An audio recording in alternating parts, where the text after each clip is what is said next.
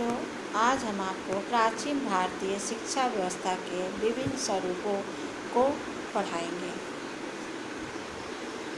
प्राचीन भारतीय शिक्षा व्यवस्था के विभिन्न स्वरूप थे, जिनका विवरण निम्नलिखित है।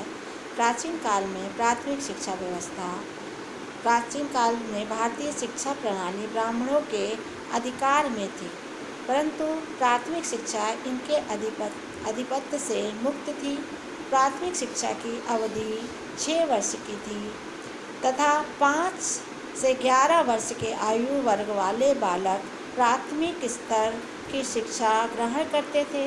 प्राथमिक शिक्षा स्तर पर बालकों को वैदिक मंत्रोच्चारण सिखाया एवं कंठस्थ कराया जाता था।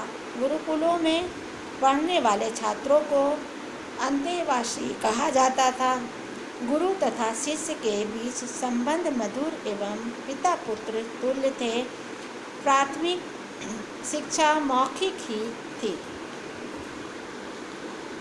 प्राचीन काल में उच्च शिक्षा की व्यवस्था। प्राचीन भारत में उच्च शिक्षा को विशिष्ट शिक्षा के रूप में भी जाना जाता था। उच्च शिक्षा व्यवस्था में वेदों का विस्तृत अध्ययन किया जाता था। पाठ्यक्रम में परा तथा अपरा नामक 2 विधाएं थीं। परा विद्या में वेद, वेदांत, पुराण, उपनिषद तथा अध्यात्म विषयों की शिक्षा दी जाती थी। अपरा विद्या में भूगर्भ शास्त्र, तर्कशास्त्र, इतिहास एवं भौतिक शास्त्र की शिक्षा दी जाती थी। शिक्षा का प्रमुख केंद्र तक्षशिला एवं पाटलिपुत्र थे। उच्च शिक्षा प्रदान करने के लिए व्याख्यान, प्रवचन, शास्त्रार्थ, प्रश्नोत्तर तथा वाद विवाद जैसी शिक्षण पद्धति को अपनाया जाता था। प्राचीन काल में स्त्री शिक्षा। वैदिक काल में स्त्री शिक्षा प्रतिबंधित नहीं थी, परंतु बालिकाओं के लिए अलग से शिक्षण संस्थान नहीं थे। बालिकाएं अपने पिता, भाई या कुल पुरोहित से शिक्षा प्राप्त करती थी। प्राचीन काल में उच्च शिक्षा प्राप्त स्त्रियों को ब्रह्मवादिनी कहा जाता था। इस काल में गार्गी, शकुंतला, अनसुईया, अपाला, घोषा, मैत्रेयी आदि भारतीय विदुषी स्त्रियां थीं। प्राचीन काल में व्यावसायिक शिक्षा व्यवस्था। प्राचीन काल में आध्यात्मिक थी, परंतु इसके साथ ही छात्रों को, विशेषकर वैश्य वर्ग के छात्रों को व्यावसायिक शिक्षा प्रदान की जाती रही। व्यावसायिक शिक्षा के अंतर्गत निम्नलिखित विषयों की शिक्षा दी जाती है, जो इस प्रकार है। पहला, वाणिज्य शिक्षा वैश्य वर्ग के छात्रों को प्रदान की जाती थी। वाणिज्य शिक्षा में व्यापार, कृषि तथा पशुपालन प्रमुख थे। सैन्य शिक्षा विशेषकर क्षत्रिय वर्ग के छात्रों को प्रदान की जाती थी। इसमें अस्त्र शस्त्रों का ज्ञान व परिचालन, व्यूह रचना और प्रयोगात्मक रूप से प्रदान किया जाता था। तीसरा, कला कौशल। कला कौशल की शिक्षा के अंतर्गत संगीत कला, चित्रकला, शिल्प कला आदि की शिक्षा प्रदान की जाती थी, परंतु यह शिक्षा संस्थागत न होकर के मार्गदर्शन के रूप में होती थी। चौथा, चिकित्सा शास्त्र।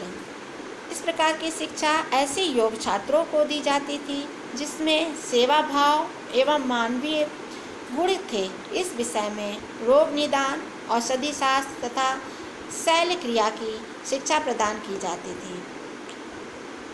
अब आएंगे हम प्राचीन भारतीय शिक्षा की संस्था। प्राचीन काल में कौन सी निम्नलिखित शिक्षण संस्थाएं थी? पहला, टोल। प्राचीन काल में स्थापित इस तरह की संस्थाओं में केवल एक शिक्षक हुआ करता था। यहाँ मुख्य रूप से संस्कृति विषय पढ़ाया जाता था। दूसरा, चारण। वेदों के अनुसार किसी एक अंग की शिक्षा प्रदान करने वाली संस्था चारण कहलाती थी। तीसरा, घटिका। दर्शन तथा धर्म की उच्च शिक्षा प्रदान करने वाली संस्था घटिका कहलाती थी। चौथा, परिषद। इस तरह की शिक्षा में 10 शिक्षक होते थे जो विभिन्न विषयों से संबंधित शिक्षा प्रदान करते थे। गुरुकुल। गुरुकुलों में वेदों, साहित्यों तथा धर्म की शिक्षा मौखिक रूप से प्रदान की जाती थी। प्राचीन काल में छात्रों को गुरुकुल में मौखिक रूप से शिक्षा दी जाती थी। इस पद्धति में छात्रों को गुरुजन मंत्र वेद तथा उनके अर्थों को मौखिक रूप से रटा देते थे और इनके गूढ़ अर्थों के द्वारा ही छात्रों की समस्याओं का हल भी हो जाता था। इसके लिए गुरुकुल में शास्त्रार्थ तथा वाद विवाद का भी प्रयोग किया जाता था।